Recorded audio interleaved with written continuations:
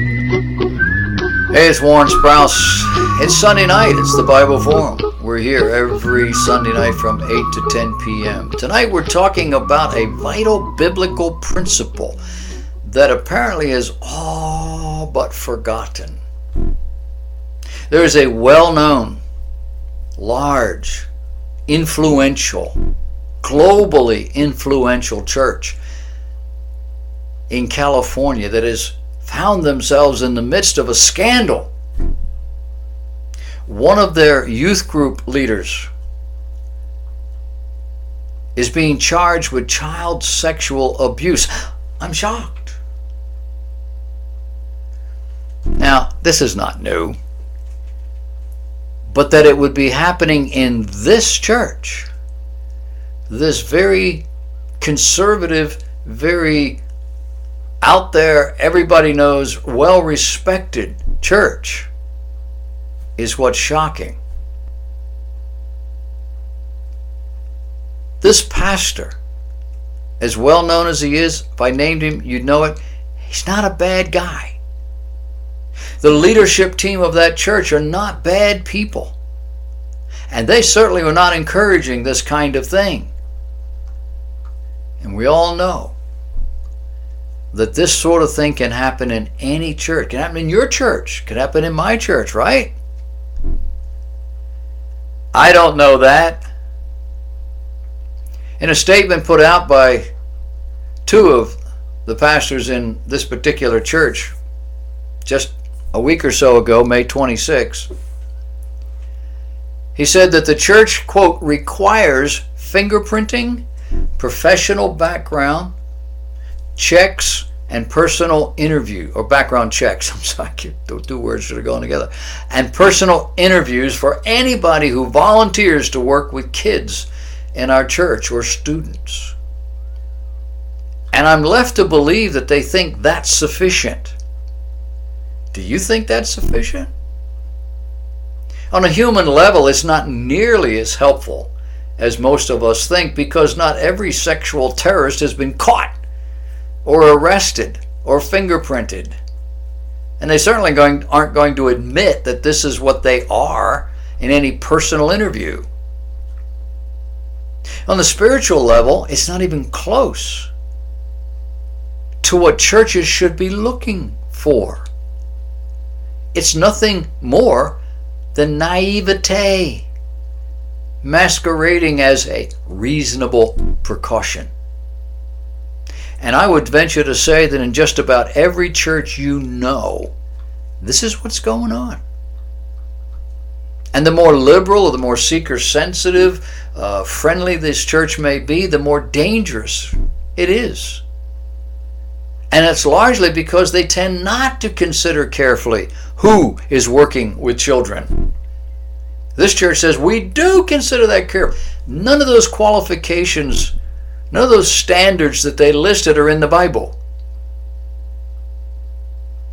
And it's part of their DNA that they not have standards, that they not have real restrictions. They don't want to be judging anybody. And that the Bible clearly teaches us that those who hold responsible spiritual positions, offices within the church, must first be spiritually qualified to do so. Not just somebody who walks in and has the ability and the desire and is asking to help. I just want to be a help.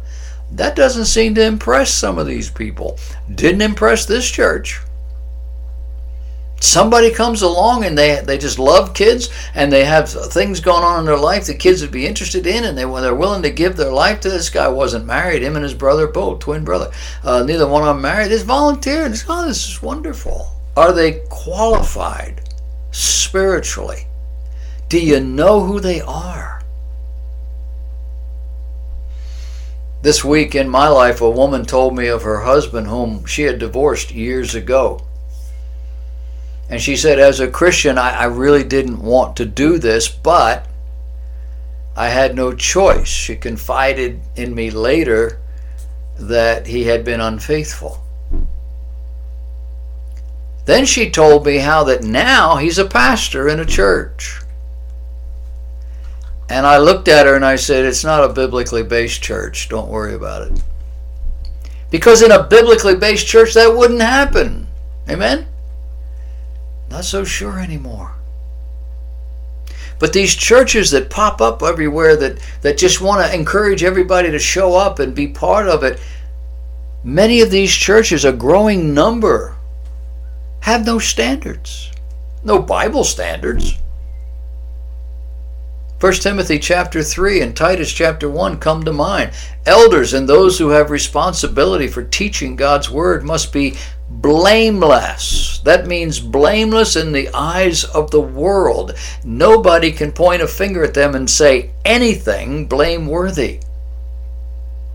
And in the case of a married man, he has to be the husband of one wife.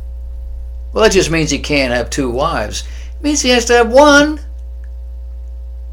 And what about the women? The Bible doesn't see women in corporate spiritual leadership roles for the general congregation. But what difference does any of that make? I mean, we're not living in the first century, and we certainly aren't Jews.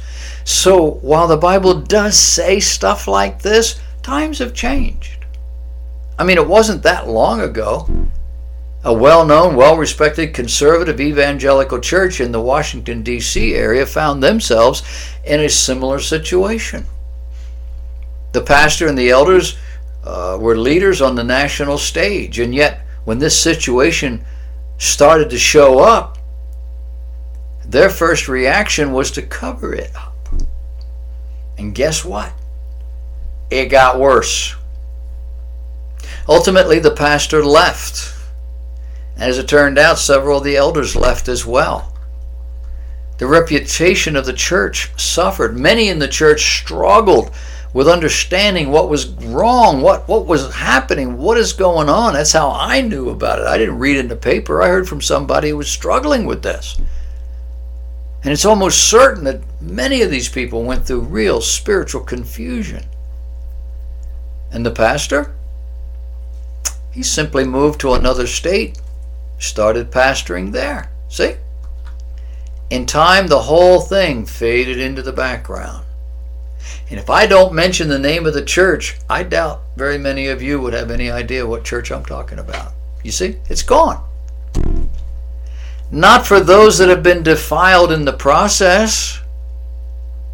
Not for the many that were sitting there under this teaching and then were suddenly just disheartened by the fact that it could happen here and they didn't do right. I mean, this got to the legal level.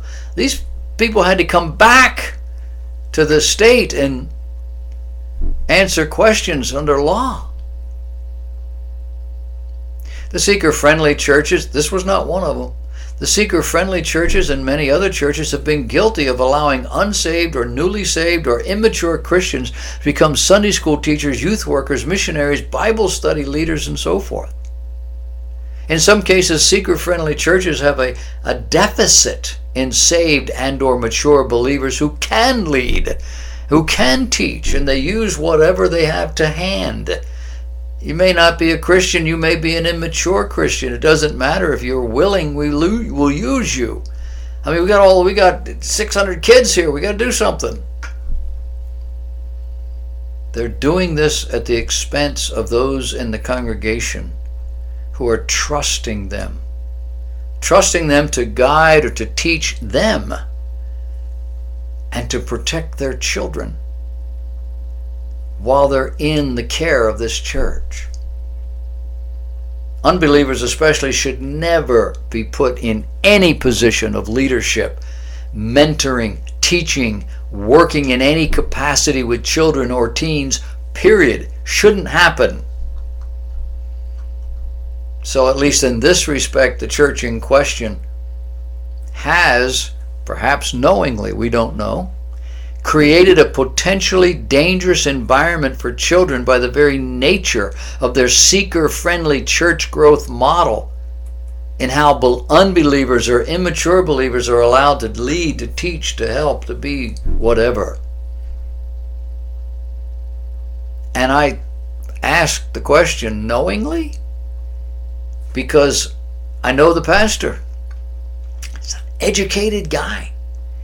Smart guy. He's been on the big stage, both in church and as far as government is concerned. A man with a wealth of religious experience on a lot of different levels. I doubt he ever knew that this young man was working in his church. In addition are all those calling themselves non-judgmental, who are recruiting, hiring, or simply allowing people to work with children. Men and women who look worldly. I think I put a picture on my website of this guy. Act worldly. When you read about the kinds of things he's been doing, his job, and how it's kind of worldly.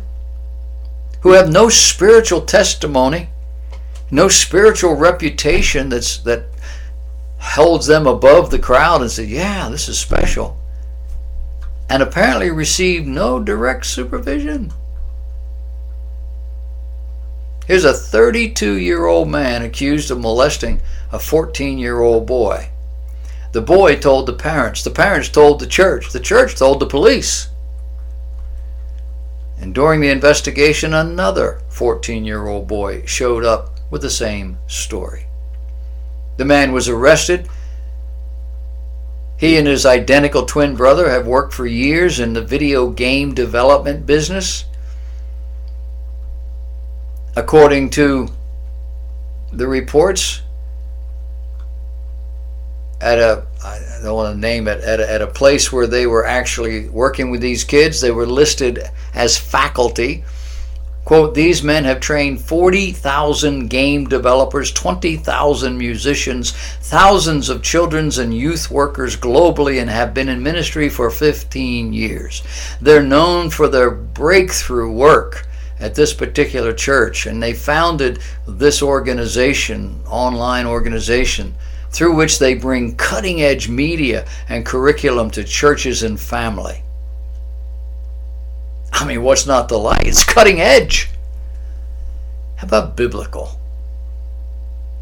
Using a young boy's interest in computer gaming, these men have provided themselves with victims. On what level is this spiritual ministry? There are no youth groups in the Bible. And besides gaming, what did they bring to the table of a spiritual nature? The answer is nothing. Because there's nothing in them spiritual to bring. It isn't you bring information, it's what you know. But that's the way it is, right? We go out, we find people who have skills young people are interested in. They're young themselves. We turn them over to these people to mentor them, whatever that means. And we trust that everything's going fine because we don't hear anything. No. We open our Bible. We establish biblically based ministries. We staff them with biblically qualified people who have a testimony over years. You have a youth department. You need men and women who are not young people themselves to lead that. Meaning men and women who are in their late 40s and 50s, who have already raised teenagers, know how this works. That's who you need. Not children, not teenagers themselves, not rookies, not young couples who have no clue yet what's going on, except they remember what it was like to be a teenager and they want to do something for kids. We need people that these young people can look up to, not across from. We need people who have something to give of a spiritual benefit, credibly. We got it backwards, and we're paying the price for it with our children.